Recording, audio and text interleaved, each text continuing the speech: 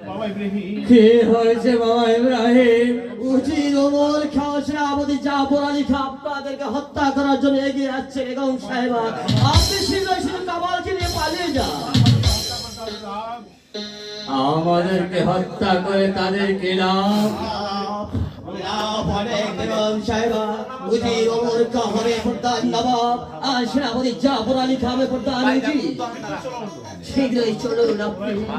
ওরা হয়তো এখনই এসে বলবে বেগম সাহেবা। ইব্রাহিম, আমি যে ওই শত্রুর ভয়ে আমি স্বামী গচ্ছিত সিংহাসন ছেড়ে আমি চোরের মধ্যে পালিয়ে যেতে পারবো না। তাহলে কি আপনি এই রূপনগরের শেষ সম্পর্কটুকু নষ্ট করে দিতে চান? না না বেগম সাহেব, আমি তাহলে দেব না। আমি রক্ষা দেবো সাহায্য কামালকে। একটি ওই জালিম শয়তানদের মৃত্যুকে জানাতে হবে, ভেঙে দিতে হবে ওদের বিস্তার, রক্ষা করতে হবে ধর্মপুরের অস্ত্র। ইব্রাহিম, তুমি কি করছো? আমার বুকটাকে খালি করে তুমি কাজলকে নিও না ইব্রাহিম, নিও না। বেগম সাহেবা